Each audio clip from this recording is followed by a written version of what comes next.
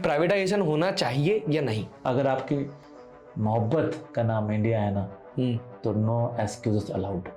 उसकी बहुत dead body पड़ी हुई थी। मैं लिटरली कांपा, चिल्लाया जोर जोर से, पागलों की तरह चिल्लाया। मैं बहुत रोया, यार ये कैसे हो सकता है, मेरा दोस्त रोड पे कैसे मर सकता है। मैं ऑन कैमरा बोल रहा हूँ, आपसे उस एक्सीडेंट के बारे में जबरदस्ती ना पूछ सकता है, ना बुला सकता है, ना परेशान कर सकता है। आपको ऊपर से इनाम के आप दावेदार होते हैं। तो प्लीज जब भी आप किसी को रोड एक्सीडेंट में देखें, घायल अवस्था में देखें, उसको जाके हेल्प कीजिए। पुलिस आपसे कोई सवाल नहीं पूछ सकती, पुलिस आपसे कोई दबाव में कोई भी परेशान नहीं कर सकती। तो बोले ना मैंने बहुत स्ट्रगल किया, बकवास कर रहा। उसने सिर्फ सीखा है, सीखने को स्ट्रगल नहीं बोलते। इन्फ्लुएंसर में और एंटरटेनर में फ़र्क होता है। या तो कहीं ना कहीं मोहब्बत देश के लिए जो उन्हें माउथली हो गई, फिजिकली नहीं हो गई, या है ना। तो बहुत भारत माता की जय बोलना बहुत इजी है, आई लव यू इंडिया बोलना बहुत इजी है, पर I do for India, I does for India, I doing for India, then I love you India, ये यंगस्टर को करना पड़ेगा। बच्चा पैदा करने में या पालने में फर्क होता है। या अगर आप पाल नहीं सकते तो पैदा मत कीजिए। मेरे को बहुत गर्व है कि मेरे बच्चा सेकेंड ईयर में है और उसने अब जाके मोबाइल खेल रहा है। मेरी बेटी लैपटॉप यूज़ करती है बजाय फ़ोन के। एक सीनियर ऑफिसर एक जूनियर ऑफिसर को सल्यूट कर रहा था बिकॉज ऑफ मी। तो उन्होंने मीटिंग ली और जबकि मेरे पापा मेरे चौराहे से क्रॉस हो रहे थे और मुझे गाली देते हुए जा रहे थे। कहता हूँ कि कभी आपने अपने पापा को गले लगाया? लिटरली हम दोनों रो रहे थे वहाँ पर। So hello everyone, welcome back to the another exciting episode of my podcast. I am Himachal और आप देख रहे हैं पॉडकास्ट विद हे हिमाचल। तो आज के पॉडकास्ट के जो हमारे गेस्ट हैं वो एक इतनी बड़ी शख्सियत है जिन हिंदुस्तान का हर लड़का, हर लड़की और हर युवा सब जानते हैं। तो आज के पॉडकास्ट में हमारी बहुत सारी बातों को लेके कन्वर्सेशन हुआ है कि यूथ अपना माइंड कैसे सही जगह डायरेक्शन में ला सकता है, ट्रैफिक के बारे में, और सबसे खुशी की बात तो ये है कि वो शख्स खुद इंदौर के ही हैं। So let's welcome Mr. Ranjit Singh, the real Singham. Sir first of all thank you so much मेरे शो में आने के लिए, PWH का हिस्सा बनने के लिए। और मुझे भी बहुत दिल से खुशी है कि आप पहला दिन है मेरा इंदौर में, पहला शूट है और आप आए। थैंक यू सो मच मुझे बुलाने के लिए। सबसे पहले तो क्योंकि हर युवा जो सही रास्तों पे है उसको सही रास्ता दिखाना भी मेरा काम है। तो आपने मुझे बुलाया और इतनी इज्जत दी उसके लिए बहुत बहुत शुक्रिया, और आपको शुभकामनाएं आपके फ्यूचर के लिए। Thank you so much sir. और कैसे हैं आप? मैं बिल्कुल ठीक हूँ, ये झूठ है और मुझे बोलना पड़ेगा। अच्छा sir first of all first question is my that कि अभी आपके करियर को मतलब एज अ ट्रैफिक पुलिस कितने साल हो गए हैं और आपने कहाँ से स्टार्ट करा था ये? मैं 1999 में पुलिस फोर्स ज्वाइन किया था और मैंने ट्रेनिंग किया पचमढ़ी में। उसके बाद मैं क्राइम ब्रांच में गया था और देन 2003 में मैं ट्रैफिक में एज अ कांस्टेबल आया। एंड आज मुझे 21 ईयर समथिंग हो गए ट्रैफिक पुलिस में काम करते करते, और मगर डांस करते हुए 20 साल हो गए मुझे। Sir you are dancer also. तो वो चीज दिखने को मिलती है हमें ट्रैफिक में। वैसे देखिए लाइफ में जब भी आपको एंजॉय करने का मौका मिले ना, तो एंजॉय का एक ही थीम होता है डांस करना। या और लाइफ मुझे अगर मिली है, भगवान ने अगर लाइफ थी, पूरी लाइफ को अगर एंजॉय करना है तो लाइफ टाइम डांस करते रहो। मेरा ये सिस्टम था दिमाग में, और बचपन से मैं डांसर था ओके और क्रिकेट प्लेयर था। मगर कभी कभी होता है ना कि ख्वाब पूरे नहीं होते। हाँ मगर मौका जिंदगी आपको जरूर देती है अपने आप को प्रूव करने का। तो ऐसे मोड़ आए लाइफ में, अप एंड डाउन आए, और एक दिन जिंदगी ने चौराहे पे खड़ा कर दिया। तो मैं अपने ड्रीम जी रहा हूँ बेसिकली। जो क्रिकेट प्लेयर था और जो डांसर था वो कॉम्बो हो गया और डांसिंग कोप आ गया। सर क्या मैं ये जान सकता हूँ कि इसे क्या टर्म्स, क्या चीजें आ गई थी, चैलेंजेस आ गए थे आपकी लाइफ में जिसके कारण आप अपनी चीजें पूरी फुलफिल नहीं कर पाए, but you are doing a great job right now also?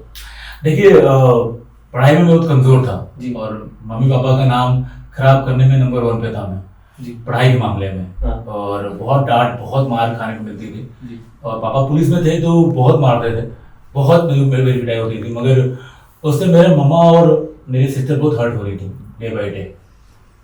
और हम लोग इतने अमीर नहीं थे, हमें जॉब की बहुत नीड थी कि हमारे घर चले रहे कैसे। और उस रीज़न से मुझे मेरे जो ड्रीम थे वो पैसे वाले थे, मतलब उसमें बहुत पैसा लगने वाला था। मैं एज अ क्रिकेट प्लेयर अपने आप को स्टेब्लिश करना चाह रहा था। एज अ डांसर, तो डांसर में हमारी फील्ड में उस टाइम पर बहुत ज़्यादा रिस्पेक्ट नहीं मिल रही थी हमारे एरिया में।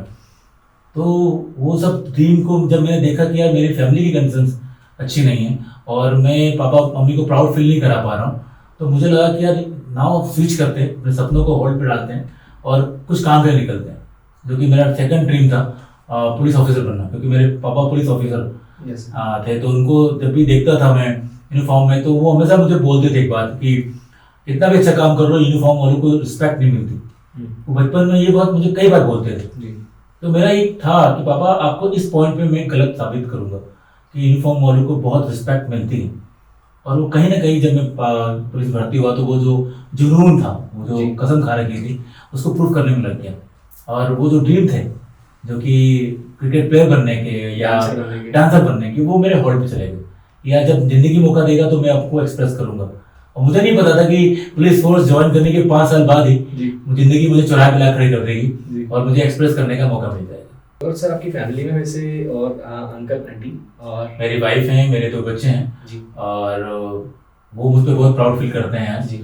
और जब भी उनकी आंखों में मैं आंखें डाल के बात करता हूँ तो मुझे इतना गुरूर होता है अपने आप पे कि एक एज अ फादर और एज अ हस्बैंड और एज अ सन जो एक इंसान के अंदर क्वालिटी होना चाहिए वो मेरे अंदर हैं, और उनसे उनको प्राउड फील होता है। ओके, तो सर ये डांस वगैरह का जुनून शुरू से ही मतलब आपकी फैमिली में था, मतलब कुछ ऐसा? नहीं ऐसा कुछ भी नहीं। देखिए, जो इंसान पढ़ाई में ठीक नहीं होता बचपन में, वो खेल कूद में या डांस वाले एक्टिविटी में या अदर एक्टिविटी में बहुत आगे होता है। मैं पढ़ाई में बिल्कुल कमजोर था। तो बचपन से था, मुझे लोग किस्म कन्हैया बोलते थे बचपन में कि हर पार्टिसिपेट करता था हर प्रोग्राम में जाके। तो बचपन से थोड़ा तिगड़म वाला दिमाग था कि शांति से नहीं बैठना, कुछ ना कुछ करते कुछ ना कुछ करते रहना है, कुछ ना कुछ ऐसा करना है जिससे लोग की नजर मुझ पे पड़े, अटेंशन बना रहे। तो वो बचपन से था। और सर इस चीज का एक फायदा भी है कि अगर 100 लोगों की आप भीड़ में भी खड़े रहे ना तो आप अलग ही दिखोगे। देखिए, वो चीज का फायदा है। कर्मों की पूजा होती है। आपके अंदर क्वालिटी होना चाहिए। Obviously. 2 तरह के लोगों को आपको देखेंगे 2 नजर से, एक तो रिस्पेक्ट की नजर से और एक अनरिस्पेक्ट की नजर से। आप दिखोगे अलग भले, पर आपको क्या चाहिए? तो मुझे रिस्पेक्ट चाहिए थी कि लोग जब भी देखें मुझे तो रिस्पेक्ट की नजर देखें। तो आपको काम अच्छा करना पड़ेगा। मैं अगर यहाँ बैठा भी हूँ तो मेरे काम की वजह से, रणजीत सिंह में कोई औकात नहीं है, ना कोई क्वालिटी है, पर हाँ यूनिफॉर्म पहनने के बाद रणजीत सिंह के अंदर क्वालिटी भी है और एक ओरा भी है। तो मेरी कर्मों की वजह से मेरी पहचान है, मेरी वजह से नहीं। सर तो यूनिफॉर्म मतलब जैसे अभी आप बोल रहे हैं कि आपकी क्वालिटी जो है वो यूनिफॉर्म में अलग है, तो दोनों का मतलब लिविंग स्टाइल अलग अलग है क्या? हाँ, क्योंकि पर्सनल लाइफ और प्रोफेशनल लाइफ दोनों अलग होना चाहिए। कभी मिसमैच मत कीजिए। अगर आप कितने ही बड़े बन जाए, अपने पर्सनल लाइफ में जो आप चुलबुले हो या जो हरकतें करते हो या जैसा भी आपका नेचर है वो आप करते रहिए, उसमें आप मत इंटरफेयर करिए। और जब आप जॉब में आते हो, जब आप यूनिफॉर्म पहनते हो तो आप एक ओरा हो जाता है, रिस्पॉन्सिबिलिटी मोर रिस्पॉन्सिबल हो जाते हैं। वहां पर लोगों की नजरें सिर्फ रणजीत सिंह का नाम खराब नहीं होगा, जिसका वो जॉब वर्दी का नाम भी खराब होगा। तो वो बहुत रिस्ट्रिक्टेड होता है, जहाँ मुझे अपने पर्सनल लाइफ के जो इशू हैं वो भूलने होते हैं और प्रोफेशनल लाइफ के इशूज को डिस्कस करना होता है। तो सर ऐसा बहुत होता है और मैंने नोटिस भी किया है मेरे बचपन में कि जैसे पापा की ड्यूटी वगैरह नाइट शिफ्ट जो बोलते हैं अपन गश्त, तो वो लग जाती थी। और जैसे फेस्टिवल जैसे अभी राखी आ रही है, दिवाली आ रही है और जो होली वगैरह जो भी आती है, इनमें हम लोगों को टाइम नहीं दे पाते थे। तो सर ये सेम चीज आपके साथ में होती है, तो आपको कैसा फील होता है कि जब आप एक समय आपने वो चीज करी है, आपने वो चीज देखी है कि पापा नहीं आ रहे और सेम आपके साथ में हो रहा है, तो आपको कैसा फील होता है? देखिए, जो गलतियां मैं सच बोलना चाहूंगा आपके सामने कि जो गलतियां मेरे फादर ने की, क्योंकि उसकी जो कमी है वो आज तक मैं पूरी नहीं कर पा रहा। मतलब मेरे अंदर जो क्वालिटी होना चाहिए थी, ये जो निकल के आना चाहिए थी, वो कहीं ना कहीं उनके बिजी शेड्यूल की वजह से। क्योंकि एक बाप जो होता है ना, कॉन्फिडेंस बिल्ड करता है एक बेटे का। जब भी मुझे कुछ प्रॉब्लम होती थी तो वो ड्यूटियों पे होते थे, वो डिस्कस नहीं करते थे।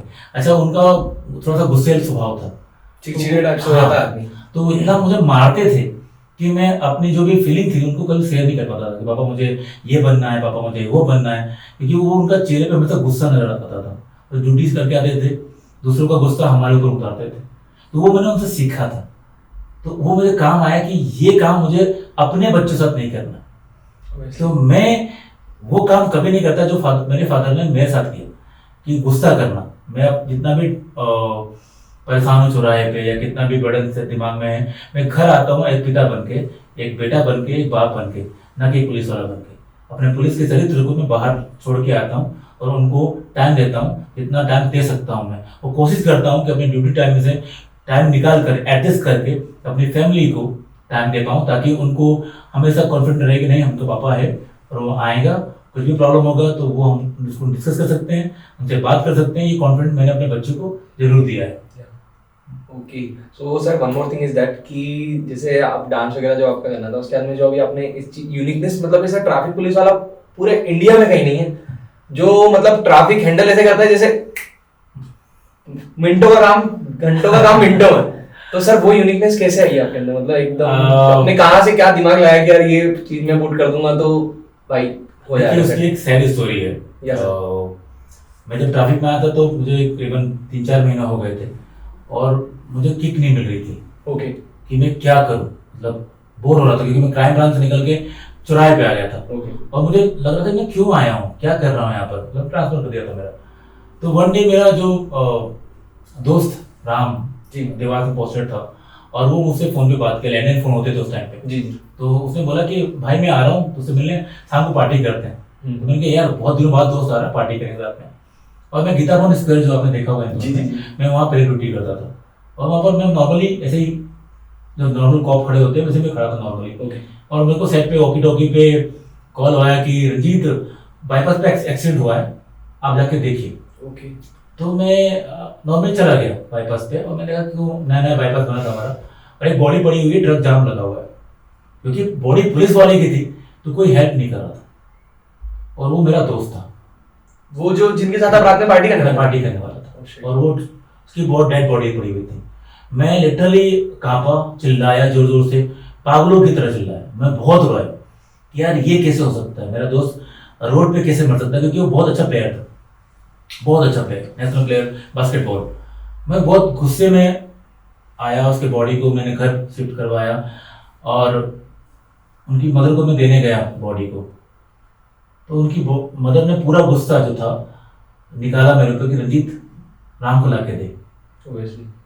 तो वो जवाब नहीं था मेरे पास। आंटी ने एक बार फिर मुझे बोली कि कसम खा के और किसी राम को मरने नहीं देगा रोड पे।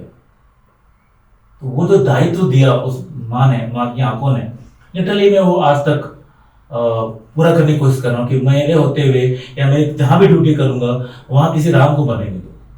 तो मेरे दोस्त के जो कि प्लेयर था, बास्केटबॉल प्लेयर था, तो मैंने उसके बॉडी से उसकी डेथ हुई थी तो एक ब्लैक बेल्ट था जी उसके हाथ में, रिस्ट बैंड। अच्छा हाँ, और वो रिस्ट बैंड मैंने निकाल के कसम खाई थी कि मैं पूरी जिंदगी काम करूंगा ट्रैफिक को सुधारने के लिए और कोशिश करूंगा कोई युवा रोड पे ना मरे। तो वो बेल्ट निकाल के मैंने अपने हाथ में पहना और आज इसको 21 साल हो गए हैं पहने मुझे। मैं कभी नहीं निकालता, मेरे हर फोटोज में हर वीडियोज में आप देखेंगे ये बेल्ट रहेगा। और ये उस दोस्त को श्रद्धांजलि है और मुझे बूस्ट करता है कि रंजीत काम कर, किसी को मरने मत देना मेरी तरह। तो वो जो किक थी मुझे चाहिए थी, मैं वो किक लेके देवास से इंदौर वापस आया और चौराहे पे मैं गुस्से में घूम रहा था उसी टाइम पे जब अगले दिन मैं आया ड्यूटी पे जब, तो मैं गुस्से में घूम रहा था। तो मेरे बॉस ने बोला कि रंजीत क्या कर रहा है तू? हाँ क्यों? मैंने सर वो गुस्सा आ रहा है मेरा दोस्त की डेथ कैसे हुई रोड पे। तो वो तो ठीक है, तेरे गुस्से घूमने से ना लोग रुक रहे हैं। उस वक्त लोग रुकते नहीं थे चौराहे पे, रुकते नहीं थे तो क्या रुक रहे हैं? अच्छा रुक रहे हैं क्या? तो उस वक्त सिग्नल भी बहुत कम होते थे इंदौर में, बहुत कम। मैंने अच्छा रुक रहे हैं? मैंने कहा और जोर से घूमता हूँ मैं और जोर से इधर से उधर घूमने लगा। तो लिटरली लोगों का अटेंशन आने लगा अचानक और मुझे फील आने लगा कि लोग मुझे, वो लड़का था कॉलेज लाइफ में जिसको अटेंशन चाहिए था, वो मिला है, वो वापस आने लगा। और जो बाइक्स थी उनको रोकने के लिए मैं बार बार ऐसे हाथ करने लगा। तो जो फील्डर था क्रिकेट प्लेयर वो फील्डिंग करने लगा और मुझे अचानक से याद आया कि क्यों ना मैं इस स्क्वायर को अपने ड्रीम पूरे कर लूं, ग्राउंड भी बना लूं और डांस भी कर लूं। तो मैंने उसको ट्राई करना स्टार्ट किया, धीरे धीरे स्टार्ट किया। तो लोग रुकने लगे, लोग एडमायर करने लगे धीरे धीरे। कुछ लोगों ने उल्टा ही बोलना स्टार्ट किया कि ये पागल हो गया है या खसक गया है। आई नो, जब आप कुछ करोगे तो प्रतिक्रिया के लिए आपको खड़ा रहना चाहिए, प्रतिक्रिया आएंगे और उसको झेलना चाहिए आपको। तो प्लस माइनस आ रहे थे but and of the day लोग रुक रहे थे। मेरे को वही चाहिए था कि लोग रुके चौराहे पे और वो सिग्नल छोड़कर मेरी तरफ देख रहे थे, क्योंकि लोग आते हैं गुस्से में, कोई अपनी बीवी से झगड़ा करके आया है, कोई बहुत गुस्से डांट करके आया है, इसका पैसा नहीं है और वो चौराहे पे आके स्माइल पास कर रहा है, चाहे वो मेरे मजाक उड़ाते पास। रिसेंट मैंने आपका वीडियो देखा था जिसमें आप किसी के सामने खड़े हुए थे, कोई पुलिस वाले थे और देन आपने नीचे कुछ मेंशन भी करा था कि आज ड्यूरिंग वर्किंग एक लड़की ने आके मेरा मनोबल बढ़ाया। हाँ, तो हाँ, वो छोटी सी बच्ची थी, आपने से हाथ वगैरह मिलाया था। यकीन मानिए, देखिए हर अच्छे इंसान को या हर अच्छे काम करने वाले को ना एप्रिसिएशन की बहुत जरूरत होती है। और सोसाइटी का एक दायित्व बनता है कि अगर आपके कॉलोनी में, आपके एरिया में कोई अच्छा काम कर रहा है तो आप कुछ नहीं तो उसको प्रॉपर एप्रिशिएट करें, जाके उसको हिम्मत बढ़ाएं, क्योंकि इट्स नॉट अ जोक कि आप डांस कर रहे हैं विदाउट म्यूजिक। क्योंकि मैं डांस कर रहा हूँ, मेरे पास म्यूजिक नहीं है, लोग मुझे कहते हैं dancing cop, where is the music. आजकल बिना म्यूजिक के लोग एक पाँव नहीं उठा पाते हैं। मैं 4-4 घंटे ड्यूटी शिफ्ट करता हूँ, ड्यूटियाँ करता हूँ, क्योंकि जब आप मोहब्बत करते हो किसी से भाई तो धुन अपने आप बनती है। और मोहब्बत की वजह बहुत स्ट्रॉन्ग होना चाहिए। आपको जिससे मोहब्बत हुई ना वो बहुत स्ट्रॉन्ग होना चाहिए। और मुझे लकली कहूँ कि शुरू से एक चीज़ से बहुत मोहब्बत थी, जो किक मिली थी वो मेरा दोस्त लेके चला गया। तो दोनों कंबाइंड किया, क्योंकि मेरी मोहब्बत का नाम जो है नेशनल फ्लैग ऑफ इंडिया है, भारत का राष्ट्रीय ध्वज। तो मैं हमेशा जब भी उसको ले आता हूँ देखता हूँ तो वो एक चीज़ थी जिसको देख के मेरे चेहरे पे स्माइल आती थी कि वाह क्या बात है। मतलब महबूब ऐसा होना चाहिए जिसको देख के वाव निकलता हो कि वाह क्या बात है। तो वही हाँ, तो वही एक चीज मेरी लाइफ में आई है और रहेगी, जिसको देख के मेरे मुंह से निकलता है वाह क्या बात है। तो वो चीज ने मुझे हमेशा बूस्ट किया है और उसके लिए मैं काम करने स्टार्ट किया। और वो जो मोहब्बत थी ना, वो गाने तैयार होने लगे कि बिना म्यूजिक के डांस कैसे करते हैं। तो धीरे धीरे जब आप मोहब्बत में डूबते हो, आप लोगों को अपने इशारों पर नचाते हो। That was the moment. देखिए मेरा एंड ऑफ द डे मोटो ये है कि मेरे देश के युवा जो है रूट पे ना बने। ये बात सही है। चाहे वो मेरा हंसी मजाक उड़ा के जाए, चाहे वो वीडियो बनाते हैं, चाहे वो फोटो खिंचाएं, end of the day traffic sense देखें कि यार हम जरा सी गलती में हमारी जान चली जाएगी या हमारे वजह से किसी की जान चली जाएगी। तो मेरा मोटिव शुरू से ये था कि मैं जहाँ पे ड्यूटी करूँगा वहाँ किसी को मरने नहीं दूंगा और लोगों को और सेंसिबल बनाऊंगा, ट्रैफिक सेंस जगाऊंगा, लोगों के बीच बातें करूंगा उनको जाकर, एनी हाउ स्टॉप करूंगा, रुकूंगा, ताकि वो रोड पे ना मरे। तो डेफिनेटली हमें उसके लिए कई बार अवार्ड भी मिला कि आपने कई लोगों की जान बचाई। मैंने अभी तक 18 लोगों की जान बचाई, इसके लिए मुझे सेवा पदक भी मिला है। सर 18 लोगों की जान मतलब कैसे? कोई एक्सीडेंट हो गया था? एक्सीडेंट हो जाते हैं, बॉडी लोग उठाते नहीं। मैंने देखा most of the time video बना लेंगे उसका। हाँ वीडियो बना लेंगे और मगर एम्बुलेंस बुला लेंगे, हाँ 100 नंबर लगा लेंगे, पर हाथ में मगर वो हाथ में लगाएंगे, जबकि उसको हाथ लगाने से या थोड़ा सा हेल्प करने से बॉडी रिकवर हो जाती हो सकती है, बच सकती है जान। मैंने अभी 2 बच्चों की जान बचाई थी, बहुत स्पीड में थी और वो दोनों की दोनों बहुत दूर तक फेंकाई थी एक्सीडेंट में, और मैं ऑन द स्पॉट वहां पर था। मैं भागा, उनकी तरफ देखा तो दोनों की हड्डियां टूट गई थी। ये नस थ्रोट। तो वो मैं पहुंचा और मैंने कहा सांस नहीं आ रही है। हाँ। तो मैंने सांस को नहीं देखा तो गर्दन टूटी हुई। तो मैंने हल्का सा सीधा करने की कोशिश करी कि लेट्स ट्राई, मैं अपने मुंह के थ्रू ऑक्सीजन दूं या ट्राई करता हूँ। और जैसे मैंने उसको सीधा किया, उसकी ब्रीथ आ गया और वो जान बच गई। तो उसके लिए मुझे जब उस वक्त के आईजी साहब थे, कपूर साहब, उन्होंने मुझे 2000 रुपये कैश रिवॉर्ड भी किया था और सेवा पदक से भी सम्मानित किया था। तो आपकी एक चीज किसी की जान बचा सकती है, एक अच्छी चीज, आपको एक हेल्प किसी की जिंदगी बहुत खूबसूरत कर सकती है। तो खड़े मत रहिए, सिर्फ देखिए मत, वीडियो मत बनाइए, जाइए उसकी हेल्प कीजिए। पुलिस कोई सवाल नहीं पूछेगी आपसे, ये रूल्स में। लोगों का डर है सबसे बड़ा। तो सर मैं ये चीज कैमरे में आप लोग देख रहे हैं तो मैं ये चीज आपको बोलना चाहता हूँ कि भाई बिल्कुल मत डरो। और जैसे आप लोग कोई एक्सीडेंट हो जाता है ना तो आप उसको छूते भी नहीं हो, तो उससे कुछ नहीं होना है, वो सामने वाला तुम्हारे एक उससे बच जाएगा।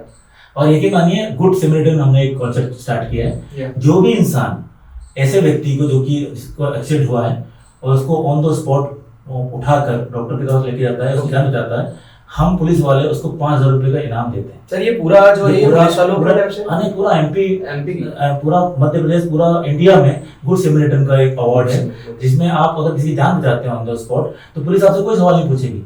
अगर आप बोलना चाहें तो बोल सकते हैं, मगर कोई पुलिस वाला, मैं ऑन कैमरा बोल रहा हूँ, आपसे उस एक्सीडेंट के बारे में जबरदस्ती ना पूछ सकता है, ना आपको बुला सकता है, ना परेशान कर सकता है।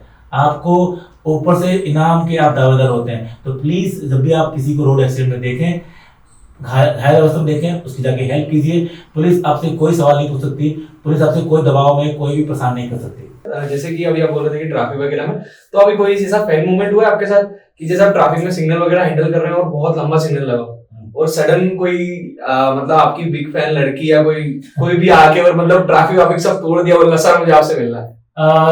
देखिए पीपल कॉल मी सिंघम, या तो उसके लिए आपका संयम होना बहुत जरूरी है, डर होना बहुत जरूरी है। मैं डांस करता हूँ मगर साथ साथ में लोगों को ये पता है कि ये बहुत रूड भी है। मैं अपने आप को कभी डिफेंड नहीं करता कि मैं रूड नहीं हूँ। मैं उन लोगों के लिए बहुत रूड हूँ जो ट्रैफिक सिग्नल जानबूझ के तोड़ते हैं, क्योंकि मैंने देखा है लोगों को मरते हुए आंखों के सामने। तो कभी भी ऐसा मौका नहीं है। हाँ, ये जरूर है कि मेरे फैंस खड़े रहते हैं चौराहे पे और मैं थोड़ा सा एम्बैरेसिंग फील करता हूँ कि घंटे 2 घंटे 3 घंटे लोग खड़े रहते हैं और वेट कर रहे होते हैं कि ये फ्री होगा और हमारे पास आएगा। और होना तो मोस्ट एक स्क्वायर पे एक बात हो गई थी 2013 में। एक लड़की थी और वो करीबन 3 घंटा उसने वेट किया। मैं 12 बजे मैं ऑफ लेता हूँ, वहां पर 10 मिनट का ब्रेक होता है मेरा, और उसको पता था, वो डेली कॉल करती थी कि ये बंदा ऑफ कब लेता है, नोटिस करते हाँ। और 3 घंटा तक उसको मैं देख रहा हूँ। मैंने यार हो सकता है किसका वेट कर रहे हैं। तो 3 घंटे के बाद जब मैं ऑफ हुआ तो वो रन करते हुए कि मैं तुम्हारा वेट कर रही हूँ। मैंने कहा मेरा वेट क्यों कर रहे थे, मुझे आपसे मिलना है, सो क्रेजी। और वो इतने सारे गिफ्ट आइटम्स, आइसक्रीम और चॉकलेट्स और इतने सारे उस वक्त ना ग्रीटिंग कार्ड होते थे। मतलब उसने करीबन 1 महीने से मेरे बारे में लिखना, बोलना और मेरे फोटोग्राफ ऐड करते रहते थे।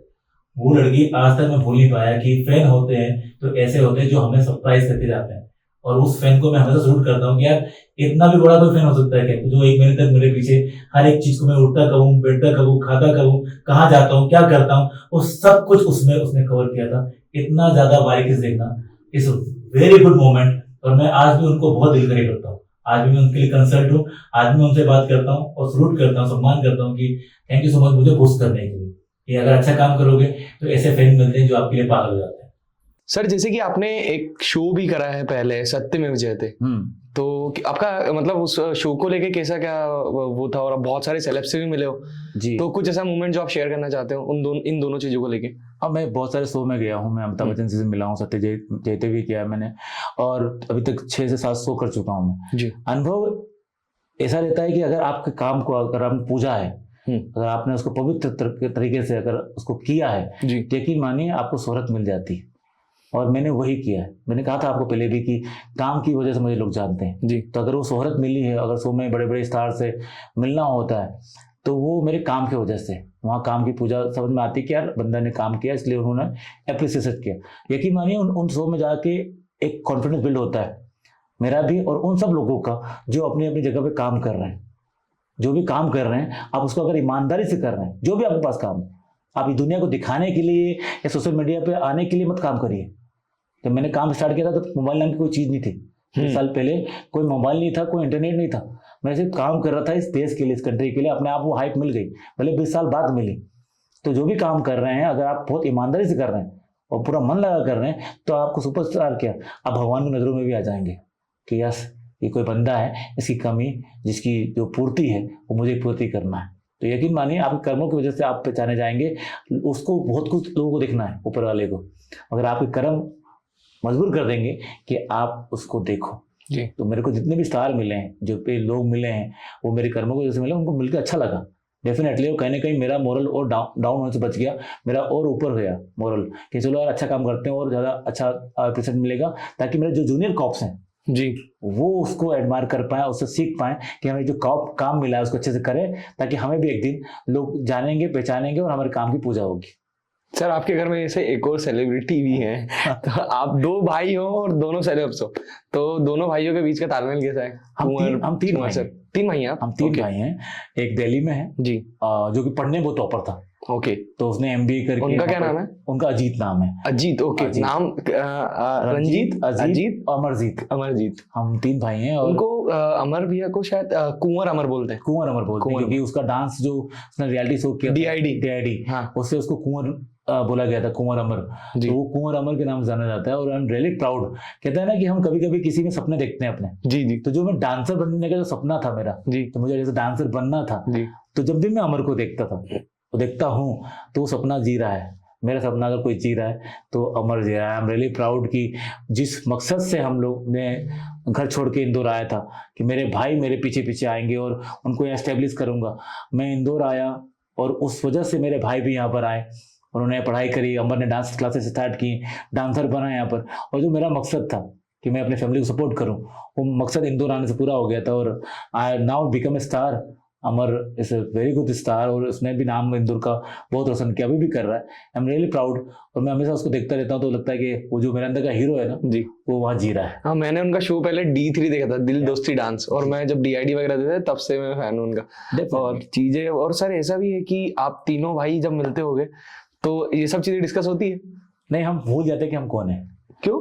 हम बचपन के वो तीनों झगड़ालू होते हैं ना, झगड़ने वाले, एक दूसरे का बाल नोचने वाले, हाँ, एक दूसरे की खिल्ली उड़ाने वाले, हम वैसे ही बात करते हैं और पटका पटकी करते रहते हैं, तकिए से मारते रहते हैं, मस्ती करते हैं। हम भूल जाते हैं कि अमर कौन है, मैं कौन हूँ, और सिंघम एंड वो अजीत अपना बिजनेसमैन है। हम भूलना चाहते हैं। अगर आप यकीन मानिए, अगर नहीं भूल पाएंगे ना तो आप उस पल को, उस चीज़ों को एंजॉय नहीं कर पाएंगे।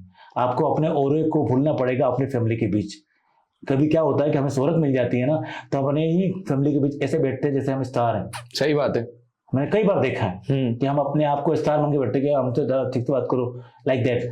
हम कभी ऐसा फील नहीं कराते कि हमारे फैमिली के बहुत लोग हैं, मेरे फैमिली में 54 लोग हैं, जो 54 लोग इकट्ठे होते तो हमें ऐसा लगता है कि अभी हमारे एक कार्यक्रम हुआ था, पूरी फैमिली इकट्ठे हुई थी, हम ऐसे नॉर्मल काम कर रहे थे, जैसे पूड़ी खिलाना, सब्जी खिलाना, ऐसे हम लग नहीं रहा था, मतलब किसी को लग ही नहीं रहा था कि भाई ये सब। तो हम नॉर्मल रहना चाहिए, तभी उस पल को एंजॉय कर पाओगे। अपने आप को कहीं बड़ा दिखाओ मत, बड़ा बनने में फायदा है, बड़ा दिखाने में फायदा नहीं दोस्त। तो हमेशा काम एंड कूल रहो, उस पलों को एंजॉय करो जो आपके पल फैमिली के बीच मिलते हैं।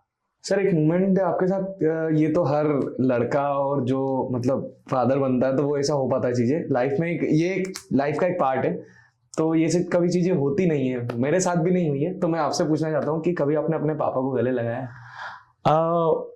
वो चीज बहुत मिसिंग थी मेरी लाइफ में। लेकिन मानिए, मैं सोचता था कि काश पापा मेरे को गले लगा के बोलें कि प्राउड ऑफ यू। बहुत, ये मेरा ड्रीम था जी। और मैं ड्रीम को लेकर ही आया था, क्योंकि मैंने पापा को बहुत हर्ट किया था। मैं पढ़ाई में बिल्कुल कमजोर था, फेल होता था, तो पापा की जो इज्जत थी वो पूरी खराब हो गई थी मेरी वजह से, क्योंकि मैं बार बार फेल होता था। लाइफ में एक मोमेंट आया, मेरी ड्यूटी करने के बाद बहुत साल हो गए थे और पापा हमेशा नाराज रहते थे कि क्यों डांस कर रहा है, दूसरे कॉप्स जो काम करते हैं वैसे नॉर्मल काम कर, क्यों अपने आप को इतना हर्ट करता है। क्योंकि डांस करने से बहुत तकलीफ होती है भाई। रोड पर जब मैं डांस कर रहा होता हूँ ना, बॉडी बहुत पेन करती है, मुझे हर दूसरे दिन एक डिस्प्लिन खानी होती है, मेरे पाँव हाथ में इतना तकलीफ होती है। अभी भी बैठा हूँ तो मेरे ये देख लीजिए घुटनों पे पूरे लेयर्स बंधे हुए धागों के, ये घुटने काम नहीं करते ऐसे। रोड पे डांस करना इज नॉट ए जोक। आप स्लिपरी जगह पे मून वॉक कर सकते हो, कभी रोड पे करके देखिए, उसमें नहीं हो पाता, नहीं हो पाता। मैं पूरा दिन भर, हाँ, और मेरे शूज हर महीने फट जाते हैं, हर महीने मुझे एक जूता खरीदना पड़ता है। और मेरे फादर ये देख के बड़ी तकलीफ होती थी उनको कि यार मत करिए, मत कर, बहुत प्रॉब्लम होगी तेरे को, बहुत हाथ में दर्द करेंगे। मैंने उनकी बात नहीं मानी, क्योंकि मुझे वो प्राउड मोमेंट चाहिए था, ताकि वो बोले एक दिन कि रंजीत तुझे प्राउड है। तो एक दिन वो जॉब पे जा रहे थे, पुलिस में वो भी थे, तो एक उनके बिग ऑफिसर आए हुए थे वहाँ पर, और वो मुझे बहुत मानते थे, हमेशा इज्जत करते थे मेरी। तो उनको मालूम पड़ा कि मेरे पिता उनके ऑफिस में काम करते हैं। अच्छा, हाँ, तो उन्होंने मीटिंग ली, और जबकि मेरे पापा मेरे चौराहे से क्रॉस हो रहे थे और मुझे गाली देते हुए जा रहे थे कि क्यों कर रहा है, मत कर इडियट, मत कर, ये तकलीफ होगी तेरे को, ये वो उल्टा सीधा बोल के जा रहे थे। और वो ऑफिस गए और मीटिंग हॉल में जो सीनियर ऑफिसर थे दास सर, उन्होंने बोला कि रंजीत के फादर कौन है, खड़े हो जाइए। तो पापा खड़े हो गए और पूरे 200 लोगों से उन्होंने ताली बजवाई कि वो ऑफिसर ने, ओके, कि धन्य हो सिंह साहब, आपने एक बहुत अच्छे सपूत को पैदा किया है और हम सब उनको गर्व है उस बेटे पे, और आपको उसके लिए सलूट। एक सीनियर ऑफिसर एक जूनियर ऑफिसर को सलूट कर रहा था बिकॉज ऑफ मी, कि मैं उनका बेटा हूँ। इस वजह से उनको इज्जत मिल रही थी पूरे ऑफिसर के सामने, रिस्पेक्ट मिल रही थी, एंड उनका सीना बहुत चौड़ा हो गया था, उनकी आंखों में आंसू आ गए थे वो मोमेंट देख के, कि वो जिंदगी भर जूनियर थे, सलूट मारते आ रहे थे, उनको किसी ने सलूट मारा नहीं था, और एक हाई रैंक का ऑफिसर ने उनको सलूट मारा बिकॉज कि रंजीत उनका बेटा है और वो बहुत अच्छा काम कर रहा है। मेरे फादर ऑफिस से निकल के वापस चौराहे पे आए, उन्होंने मुझे बुलाया और रोती हुई आंखों से मुझे हक किया और कहा proud of me Ranjit, I am really proud of you. Sir आपकी फीलिंग कैसी थी उस टाइम? लिटरली हम दोनों रो रहे थे वहाँ पर, मैं भी रो रहा था और मैं 2 दिन तो रोया हूँ कि जिस चीज के लिए मैं तड़प रहा था वो चीज लाइफ में 13 साल बाद आ रही थी। 13 साल की मेहनत के बाद मेरे फादर मुझे गले लगा रहे थे और बोल रहे थे कि तुझ पे मुझे गर्व है।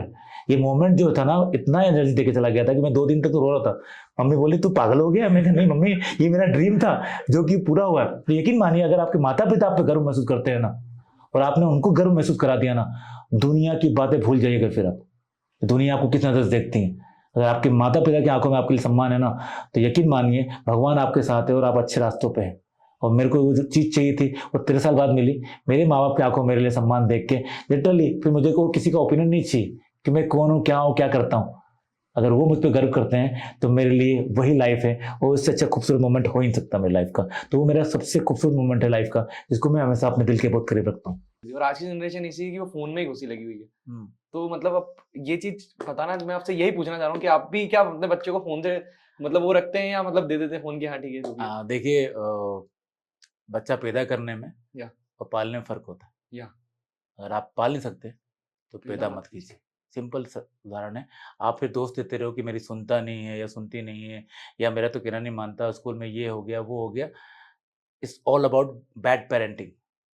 अगर आप में दम है और पालने की क्षमता है और आप अच्छे माँ बाप साबित हो सकते हैं तो ही बच्चा पैदा कीजिए। बिगड़े से बिगड़ा बच्चा भी सुधार दो। सुधार सकते हैं, कोई बात नहीं। मैं अपने बच्चों को, मेरे को पता है मैंने परवरिश अच्छी दी है। तो मोस्टली पीपल जो होते हैं वो क्वालिफिकेशन के लिए जाते हैं कि हम वेल क्वालिफाइड, पर they are not educated, they have just a degree. उनके पास एक डिग्री होती है, और डिग्री को एजुकेशन नहीं बोल सकते, वो आपकी क्वालिफिकेशन है। एजुकेशन आपका वे ऑफ टॉकिंग है, आपका बात करने का तरीका है, आपका डील करने का तरीका है, आप अपने बच्चों के साथ में किस तरह बात करते हैं, व्यवहार करते हैं, वो आपका एजुकेशन है। और मैंने अपने बच्चों को सिर्फ एजुकेट किया कि नहीं बेटा ये सही नहीं है, ये गलत है और ये सही है। अगर बचपन से आप उनको टाइम देंगे, उनके साथ बैठेंगे तो मोबाइल तरफ नहीं जाएंगे। मेरे को बहुत गर्व है कि मेरे बच्चा अभी सेकेंड ईयर में है और उसने अब जाके मोबाइल खरीदा है। मेरी बेटी लैपटॉप यूज़ करती है बजाय फ़ोन के। ये मुझे अच्छा लगता है क्योंकि उनको पता है कि सही क्या है, गलत क्या है, काम फँस सकते हैं, काम नहीं फँस सकते, क्योंकि that's all about good parenting. कि हमने जब बच्चे पैदा किए थे, तो सोच समझ के पैदा किए थे कि हमें इनको पालना है, इनको टाइम देना है। तो आप दोस्त दुनिया को, समाज को, सोसाइटी को या टेक्नोलॉजी को नहीं दे सकते। सबसे पहले दोस्त अपने आप को दीजिए कि आप अच्छे माता-पिता नहीं। तो अगर मैं इस क्वेश्चन जवाब दूँगा, तो ये बोल सकता हूँ कि मैं अच्छा माता-पिता हूँ। मैं हूँ और मैंने अपने बच्चों को बहुत अच्छे संस्कार दिए हैं। दैट्स व्हाई वो नाम रोशन कर रहे हैं, टॉपर हैं अपने स्कूल के, कॉलेजेस के। मुझे अच्छा लगता है और इसमें किसी भी तरह का टेक्नोलॉजी का या किसी भी तरह की सोसाइटी का कोई दोष नहीं है। इसमें सिर्फ़ उसे अगर अच्छा होता है तो मेरा दोष है, और बुरा हुआ सिर्फ़ मेरा दोष है। हाँ, और एक चीज़ ये भी है कि सर अभी की डेट में एक चीज़ और हो रही है कि जैसे कि अगर मैं कहना चाहूँ कि जो 18 प्लस वाले जो यंगस्टर, एक जो टीनेज के बाद में जो टीनेज स्टार्ट होती है, तो उस टाइम पे जैसे फ़ोन वगैरह तो ठीक है बच्चा चला ही रहता है। अब फिर उस टाइम पे अगर अपन देखा जाए तो अगर आप किसी इंसान से पूछ लें, एज़ कम्पेयर टू 19 का बता रहा हूँ, 90 जब आपने जब जॉइन करा था, तो अगर मिलिट्री या आर्मी की कोई सी जॉब निकलने वाली है या तो कुछ भी है, तो जो बंदा था उसके घर वाले खुद बंदा आगे जाके बोलेगा कि मैं करूँगा। और सर मैं अगर अभी की डेट में, अभी की जनरेशन में अगर 2 चीज़ मैं रख दूँ सामने, एक इंस्टाग्राम इन्फ्लुएंसर को रख दूँ या तो फिर जो भी है, और अगर किसी को बोल दूँ कि आर्मी वाले के मतलब जॉब करनी है तेरे को, तो सामने वाला फर्स्ट प्रायोरिटी वो इंस्टाग्राम उसमें जाएगा, सोशल मीडिया पे जाएगा एज़ कम्पेयर टू इसके। देखिए ऐसा है कि आज की जनरेशन में एक चीज़ की बहुत कमी है, वो है पैशंस, धैर्य, जो कि बहुत रेयर आजकल हो रहा है। क्योंकि बहुत जल्दी बहुत लोगों को सक्सेस चाहिए, बहुत जल्दी बहुत लोगों को दिखना है, शो ऑफ करना है, वो मेहनत की तरफ नहीं जाते, वो शो ऑफ की तरफ जाते हैं। दैट्स द रीज़न कि हमारे देश में एक और कंडीशन है इसके अंदर, बता दूं आपको, कि जो अच्छा काम इस देश में कर रहे हैं, चाहे वो आर्मी वाले चाहे वो पुलिस वाले जी, वो दोनों इक्वल काम कर रहे हैं। एक बॉर्डर पे कर रहे हैं, एक सिटी के अंदर कर रहे हैं, पर जो एप्रिसिएशन है वो सोसाइटी की तरफ से प्रॉपर नहीं मिल रहा है। एक अच्छा काम करने वाला करते करते मर जा रहा है, पर हमारे उसके मरने पे हम जा रहे हैं उसके घर में पूछने के लिए या देखने के लिए कि ये जीता कैसे था, इसकी लाइफ में कुछ प्रॉब्लम तो नहीं है, या उसको कुछ हेल्प चाहिए। मतलब उसके मरने के बाद सोसाइटी उसके घर पहुंच रही है, या नेता उसके घर पहुंच रहे हैं, या लोग उसके घर पहुंच रहे हैं कि यार ये बंदा था कैसा। तब याद आता है, जब से वो चीजें चल रही तब याद नहीं आता। बंदा काम कर रहा होता है तब उसे अप्रिशिएट नहीं करते। तो जो यंगस्टर वो देख रहे होते हैं क्या जीते जी तो कुछ नहीं देने वाले, ये मरने के बाद ही देने वाले। तो दैट्स द थिंग, सोसाइटी का फीडबैक आ रहा है ऐसे देशभक्तों के लिए जो अच्छा काम कर रहे हैं देश के लिए, चाहे आर्मी में जाके, चाहे स्कूल में, पुलिस में जाके, उनको जो फीडबैक सोसाइटी दे रही है वो प्रॉपर नहीं दे रही है। जैसे युवा थोड़ा सा लेजी हो गया है और थोड़ा सा कट रहा है, यार इसमें तो अपन जान भी दे देंगे तो भी कुछ नहीं होना लाइफ का, ऑब्वियसली क्यों ना हम इसमें अपना करियर अपनाएं। तो कहीं ना कहीं मोहब्बत देश के लिए जो उन्हें माउथली हो गई, फिजिकली नहीं हो गई, है ना। तो बहुत भारत माता की जय बोलना बहुत ईजी है, आई लव यू इंडिया बोलना बहुत ईजी है, पर I do for India, I does for India, I doing for India, then I love you India, ये यंगस्टर को करना पड़ेगा। अगर ये भावना है जागृत होगी सोसाइटी में और प्रॉपर एप्रिसिएशन मिलेगा, डेफिनेटली जो क्राउड है, जो यंगस्टर है, वो आर्मी के लिए, पुलिस के लिए आगे आएंगे। मगर जो एप्रिसिएशन नहीं मिल रहा है तो वो यंगस्टर देख भी रहे हैं प्रॉपर कि वो प्रॉपर एप्रिसिएशन नहीं मिल रहा है पुलिस वाले को या आर्मी वाले को जी तो दैट्स द थिंग। और वो आजकल एक बात चीज और भी जो मैं बता रहा था कि पैसेंस की कमी है। जी बहुत जल्दी बहुत लोगों को बहुत कुछ बनना है, ऑब्वियसली जल्दी बनना और है, नहीं बहुत बनने जल्दी। पे वो ये कहते हैं कि यार हमारा स्ट्रगल खत्म नहीं हो रहा है। हम स्ट्रगल लाइफ कोई नाम की कोई चीज होती ही नहीं लाइफ में। या तो मेरे जीवन में दुख ही दुख है। हाँ, क्योंकि मैं बता दूं कि कोई स्ट्रगल नहीं होता लाइफ में। कोई ये बोले ना मैंने बहुत स्ट्रगल किया, बकवास कर रहा है। उसने सिर्फ सीखा है, सीखने को स्ट्रगल नहीं बोलते हैं। यानी क्यों लोग साल 2 साल 5 साल तक मेहनत करते हैं और फिर बोलते हैं यार मैंने 5 साल मेहनत करी तो रिजल्ट नहीं आया। वो आप सीख रहे थे, जीना सीख रहे थे, और जीना सीखने के वो स्ट्रगल नहीं बोल सकते आप। ये आपकी डे बाय डे, अगर एक पेंसिल है आप उसको शार्प किए जा रहे हो तो शार्प ही होगी ना, और उसको यूज भी किया जाएगा।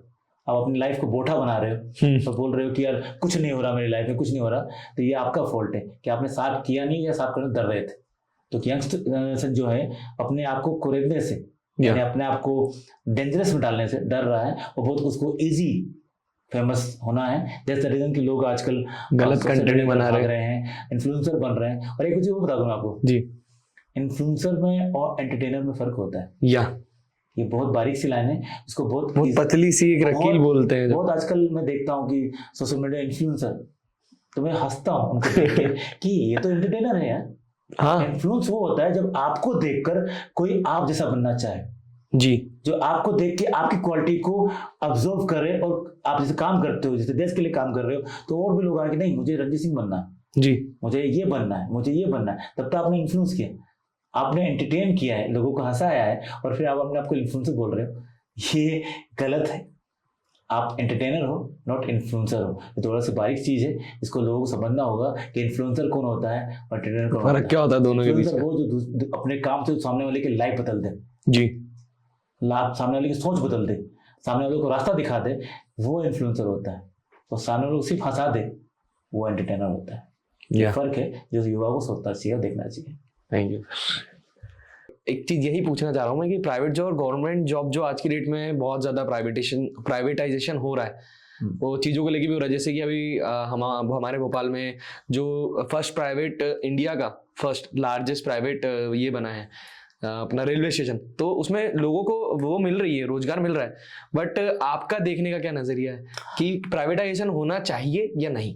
देखिए, वो मसला जो है वो गवर्नमेंट का है जी, और इसका जवाब भी गवर्नमेंट दे सकती है जी, मगर मुझे ऐसा लगता है कि कोई भी चीज़ की वजह जरूर होती है। हर सिक्के के 2 पहलू होते हैं। जी, कि अगर किसी चीज़ को प्राइवेट किया गया है तो सरकारी में होने में क्या दिक्कत आ रही थी, तो बदल क्यों दिया गया? कि सरकारी में काम नहीं हो रहा था, या सरकारी में जो सरकारी नौकरी जो उस वक्त थे वो प्रॉपर काम नहीं कर रहे थे, इसकी वजह से उसको प्राइवेट किया गया। इसमें बहुत सारी चीज़ें होती हैं, इसमें हर एक चीज़ को तो गवर्नमेंट नहीं कर रही है प्राइवेट कर, मगर हाँ जहाँ उनको लगता है कि नहीं इसको ऐसा करके इस सेवाओं को और बेहतर बनाया जा सकता है, इन सेवाओं को और अच्छा बनाया जा सकता है, तो वो करते भी हैं। और कहीं ना कहीं सोसाइटी में वर्क मिल रहा है, काम मिल रहा है, लोगों को रोजगार मिल रहा है। और सबसे बड़ी बात, आज लोगों को सहूलियत चाहिए, सहूलियत मिल रही है।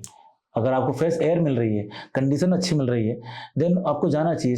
इसमें ये नहीं सोचना चाहिए कि प्राइवेटकरण हो जा रहा है या हर चीज़ प्राइवेट हो जाएगी या ऐसा हो जाएगा। एंड ऑफ द डे आपकी सोसाइटी में या आपके लिविंग स्टैंडर्ड में इजाफा हुआ या नुकसान हुआ, ये सोचना चाहिए। आरोप प्रत्यारोप लगाना बड़ा इजी काम है, किसी के ऊपर किसी को गिरा दो, पर अच्छाई निकालना भी जरूरी है। सही बात सिर्फ आप विरोधी हो तो इसका मतलब ये नहीं कि आप अच्छी चीज़ का भी विरोध करो। अगर आपको दिखता है कि नहीं इसमें कुछ अच्छी चीज़ें भी हैं, तो आपका फर्स्ट काम ये भी होता है कि आप उसकी अच्छाइयाँ भी दिखाओ। तो मैं दोनों तरफ बोलना चाहूँगा कि अगर अच्छाइयाँ हैं तो अच्छाई की तरफ भी मैं विरोधी होकर बोलूँगा, भले उस चीज़ का मैं विरोधी हूँ, पर अगर मुझे दिखता है कि नहीं इस बंदे में क्वालिटी भी है जी, तो मैं क्वालिटी भी दिखाऊंगा। मेरे अंदर भी कुछ कमियां हो सकती हैं, मेरे अंदर भी कुछ अच्छाई हो सकती हैं। तो अगर आप मेरे से जेलस हो तो आप सिर्फ कमियां देख रहे हो, इसका मतलब आपकी नज़र खराब है, ऑब्वियसली आप अच्छे इंसान नहीं हो, तो मेरी क्वालिटी नहीं देख पा रहे हो। तो दोनों तरफ देखना पड़ेगा कि सरकारी और प्राइवेट अगर कुछ चीज़ हो रही है तो उसका प्लस और माइनसेस क्या है, और उस दोनों को आपको अच्छे से अप्रिशिएट करना पड़ेगा, अच्छे से आपको बताना पड़ेगा सोसाइटी को। ये नहीं कि हर चीज़ को नेगेटिव ले जाएं और नेगेटिव दिखाएं, हर चीज़ के दूसरे पहलू को भी दिखाना में दम होना चाहिए आपके अंदर। और मैं जानता हूँ कि जो भी चीज़ें हो रही होंगी इस देश के लिए अच्छे के लिए हो रही होंगी। और सर एक चीज ये भी है कि ह्यूमन की टेंडेंसी है कि वो लेना ही जानता, हाँ हाँ, मतलब देना इन द सेंस ऐसा नहीं होता कि दे दूं यार मैं। और एक चीज और ये रहती है कि अगर कोई इंसान है, ठीक है, उसने आपके लिए अच्छा करा है, तो जब तक वो आपके लिए अच्छा करा है ना तब तक वो आपके लिए अच्छा है। और उसने अगर कोई सी चीज गलत कर दी, 1% गलत कर दी, तो 99 चीजें जो है वो गलत हो जाएगी। देखिए वो भले ही अच्छी हो। इसका तो मेरे पास तजुर्बा है जी, इस चीज़ का तो मेरे पास तजुर्बा अच्छे से है कि मैं लास्ट 20 ईयर से काम कर रहा हूँ ऑन द रोड, डांस कर रहा हूँ गर्मियों में, धूप में, बरसात में, सो मेनी ईयर्स। लोग कहते हैं, आते हैं, I am huge fan of your sir, हम आपके बहुत बड़े फैन हैं, हम ऑटोग्राफ चाहते हैं, हम फोटो चाहते हैं। मुझे अच्छी तरह याद है कि पिछले 20 सालों में कोई एक दोस्त नहीं आया, कोई एक फैन नहीं आया जिसने बोला हो कि सर आपके लिए पानी है। हम उसी सोसाइटी में रहते हैं जहाँ लोग काम को अप्रिशिएट कर रहे हैं माउथली, जी, है ना, फिजिकली नहीं कर रहे हैं। वो सोच रहे हैं बहुत अच्छा काम करते हो आप, पर क्या कर रहे हो आपके लिए। मैं उम्मीद भी नहीं करता कि आप मेरे लिए पानी लेके आओ, मगर अगर लेके आते तो एक नहीं 100 रणजीत सिंह पैदा होते हैं यहाँ पर। ऑब्वियसली इस सोसाइटी को 100 रणजीत सिंह मिलते अगर आपने प्रॉपर अप्रिशिएट किया होता, मेरी तकलीफों को जाना होता। मगर नहीं जाना, इसमें इट्स ओके। पर आप ये भी मत करो कि वो रणजीत सिंह क्यों नहीं आए, क्योंकि उसके एक जवाबदार आप भी हो कि आपने कुछ नहीं किया मेरे लिए। दैट्स द रीजन कि लोग जो है ना हर चीज में कमी ढूंढ रहे होते हैं। और मेरे साथ तो ये होता है कि अगर मैं एक गलत काम कर दूं या एक गलती हो जाए, क्योंकि ह्यूमन टेंडेंसी है, गलतियां मुझसे होंगी। ऐसा हो नहीं सकता कि मैं भगवान की बनाए हो, हर इंसान परफेक्ट नहीं होता, तो कहीं ना कहीं मुझसे भी गलतियां होंगी। पर जैसे में से कोई गलती होती है, पॉइंटेड होता है, रंजीत ने ये किया, पर रंजीत ने इतने साल मेहनत की, उसको भी दिखाना, उसको भी समझना या उसको भी अप्रिशिएट करना भी आपका काम होता है, जो कि हम नहीं करते। हम नेगेटिविटी को बहुत ज़्यादा अच्छे से दिखाते हैं पर पॉजिटिव चीज़ों को नहीं दिखाते, क्योंकि उनको ऐसा लगता है कि पॉजिटिव दिखाने से ये हीरो बन जाएगा। अरे जिसके अंदर हीरो क्वालिटी होगी, आप क्या, ऊपर वाला भी नहीं रोक पाएगा, वो हीरो बनेगा। उसमें दम होगा, उसमें साहस होगा लड़ने का, आपको फेस करने का, तो उसको कोई नहीं रोक पाएगा। मगर हाँ, आप अच्छी चीज़ को खराब जरूर बना सकते हो, नेगेटिविटी अप्रोच करके, नेगेटिविटी फैलाकर उस अच्छी चीज़ को भी आप खराब कर सकते हो, जो कि सोसाइटी को नहीं करना चाहिए। नेगेटिविटी से दूर रखना चाहिए। अगर किसी भी चीज़ में 1% भी अच्छी चीज़ है तो उसको अप्रिशिएट करिए, उसको निकाल के लाइए, देखिए आपके आसपास बहुत चीज़ पॉजिटिव हो जाएगी अपने आप। पॉजिटिव एनवायरनमेंट कैसे क्रिएट करना है, फर्स्ट ऑफ ऑल वो हमारे हाथ में, ये हमारे हाथ में है। क्योंकि अगर आप नेगेटिव देखोगे तो आपको बहुत नेगेटिव दिखने वाला है, पर अगर आप पॉजिटिव देखना शुरू करोगे कि यार इसमें पॉजिटिव क्या है, तो आप यकीन करें आप खुद भी पॉजिटिव हो जाओगे और आपके आसपास का एटमॉस्फेयर भी पॉजिटिव होने लगेगा। नेगेटिव चीजों को भी आप खुद अगर चाहें तो पॉजिटिव कर सकते हैं, डेफिनेटली कर सकते हैं। नेगेटिव को अगर हराना है जी, तो आपको पॉजिटिव होना पड़ेगा, वरना आप नहीं हरा पाएंगे। एक ही सोर्स है कि आप पॉजिटिव सोचिए और पॉजिटिव बातें करिए और पॉजिटिव लोगों के साथ रहिए, नेगेटिव लोगों से दूर रहिए। अगर आपका दोस्त भी नेगेटिव है तो उसको बोलिए भाई निकल लाइफ से, सही बात है, नहीं चाहिए, चाहे वो कितना ही पुराना दोस्त हो। अगर वो नेगेटिव हीट बात करता है, बकवास बात करता है, सोसाइटी के विरोध बात करता है या किसी जातिगत बातें करता है, ऐसे दोस्त, चाहे आपके बहुत खास दोस्त हो, उनको बोलिए दूर रहे मुझसे, तब आपको सोसाइटी सुधरते हुए दिखेगी। वरना आप नेगेटिव सुन के आप भी नेगेटिव हो जाओगे। सही बात है। अगर कोई दोस्त यही नहीं चाह रहा कि तू आगे बढ़े, तो क्या मतलब इसी दोस्ती का? हाँ, कोई मतलब नहीं है। और ऐसी दोस्त चाहिए भी नहीं जो आपको नेगेटिव बनाए, जो सोसाइटी की कमियां दिखाते रहे। ऐसे दोस्त बनाइए जो आपको पॉजिटिव दिखाएं, सही चीज़ दिखाएं और उनको अप्रिशिएट करने का तरीका सिखाएं। तो मेरे लाइफ में अगर मैं बोलूँ कि सच बोलूँगा आपको ऑन कैमरा कि मेरा कोई दोस्त ही नहीं, कोई भी दोस्त नहीं है। मैं खुद का बहुत बड़ा दोस्त हूँ। मैं खुद को बहुत एडमायर करता हूँ, मैं खुद को बहुत फॉलो करता हूँ और खुद से सवाल पूछता हूँ कि क्या मुझे अपने आप पे प्राउड है। तो आईने में देख के अगर ये सवाल पूछा जाए तो आप अंदर से अच्छे हो कितने बड़े कमीने हो आप ही जानते हैं। ये इंसान खुद ही, इंसान को ही पता होता है कि वो कितना बड़ा वाला है। तो यकीन मानिए इसमें कुछ भी ऐसा नहीं कि कोई मिरेकल होने वाला है। आपने अगर कांटा बोया तो कांटा ही मिलने वाला है, आपने अगर फूल बोया, एंड ऑफ द डे फूल आने में थोड़ा टाइम लगता है जी, पर फूल आएगा जरूर और मिलेगा जरूर। कीचड़ में खिलता है फूल, हाँ, कमल का। तो आपको वेट करना पड़ेगा, आपको पेशेंस लाना पड़ेगा। दैट्स द थिंग कि आप उस फूल को खुशबू भी ले पाएंगे और एंजॉय भी कर पाएंगे और प्राउड फील कर पाएंगे। सर आपको कभी इरिटेशन हुआ है इन सब ड्यूरेशन वर्किंग में कि यार मतलब आज मतलब समझ लो कि कुछ बच्चे का केक वगैरह मतलब बर्थडे वगैरह है, हाँ। और पर्सनल लाइफ का भी इफेक्ट हुई है इन सब चीजों से? बहुत हुई, कई बार मैं नहीं पहुंच पाया, कई बार मैं पेरेंट्स मीटिंग में नहीं जा पाया, कई बार ऐसे कई चीज़ें हुई जब हम जिस टाइम पे हमें फैमिली के साथ होना चाहिए था या जिस टाइम पे मुझे जहाँ होना चाहिए था हम वहाँ नहीं पहुँच पाते हैं, कोई भी रीज़न रहा हो, क्योंकि मोस्टली टाइम हम बिजी रहते हैं ड्यूटीज़ में, और ड्यूटी पे रहने के बाद भी जो प्रॉपर एप्रिसिएशन मिलना चाहिए जी, जो सम्मान मिलना चाहिए कभी वो भी नहीं मिलता, किसी और को दे दिया जाता है, तब भी गुस्सा जरूर आता है, अंदर अंदर तकलीफ होती है, क्योंकि हमें पता है कि अगर ये मिलता तो हमारा एनर्जी हम जैसे लोगों को सिर्फ जो एप्रिसिएशन है वही बूस्ट करता है, तो अगर वो नहीं मिलता है तो डेफिनेटली कहीं ना कहीं हमारा मोरल डाउन होता है, और फैमिली को जब हम टाइम देना होता है नहीं दे पाते, हमारा मोरल डाउन होता है, उनसे आंखें नहीं मिला पाते। तो इसी सो मेनी टाइम्स ऐसा हुआ है जब मैं थोड़ा सा इरिटेट हुआ हूँ कि यार काश आज ऑफ होता, काश मैं टाइम दे पाता। तो सो मेनी टाइम्स ऐसा हुआ है, बट इससे part of my life, part of my job, तो उसको हंस कर जो ना, अगर आपकी मोहब्बत का नाम इंडिया है ना, तो नो एक्सक्यूजेस अलाउड। आप कोई एक्सक्यूज नहीं दे सकते कि मेरी मोहब्बत को मैं कम मोहब्बत करूं और किसी और को ज़्यादा मोहब्बत करूं। आपको एनी हाउ अपनी मोहब्बत को मोहब्बत करनी पड़ेगी, सबको छोड़कर। या तो मत करो, क्या बात है, या तो मत करो, और करने अगर निकल गए हो तो फिर ये मत सोचो कि यार मैं ये नहीं कर पाया, मैं वो नहीं कर पाया, मेरी लाइफ में ये प्रॉब्लम है, वो प्रॉब्लम है, क्योंकि आपने चूज की है मोहब्बत जी। तो आप फिर एक्सक्यूज मत दो। तो मैं कभी एक्सक्यूज नहीं रखता। हाँ, बुरा लगता है, कभी कभी लगता है कि इरिटेट हो गया कि यार नहीं पहुंच पाया, काश पहुंच जाता, बट हाँ एंड ऑफ द डे फिर उस तिरंगे को ले आता हुआ देखता हूँ ना, तो वापस वो एनर्जी आ जाती है, मैं अपना मूड ठीक करके वापस जॉब पर पहुंच जाता हूँ। सर कभी ऐसा गुस्सा आपका एकदम एग्जॉस्ट होके बाहर निकला है? हाँ, अभी भी निकाल के आया हूँ किससे? जो भी सामने आ जाता है, क्योंकि यकीन मानिए लोग कभी कभी इस तरह ड्राइव कर रहे होते हैं जैसे उनको कोई होश ही नहीं है, या फिर उन्हें किसी की जान से कोई लेना देना नहीं। उनकी एक हल्की सी गलती किसी की फैमिली का अंधेरा कर सकती है, किसी का चिराग खत्म कर सकती है, बर्बाद कर सकती है, किसी को अपाहिज कर सकती है। हाँ। उन्हें हल्की से पता नहीं कि हल्का सा स्टेयरिंग मोड़ने से कोई मर सकता है, कोई घायल हो सकता है। ऐसे लोगों को देख के रोज गुस्सा आता है मुझे।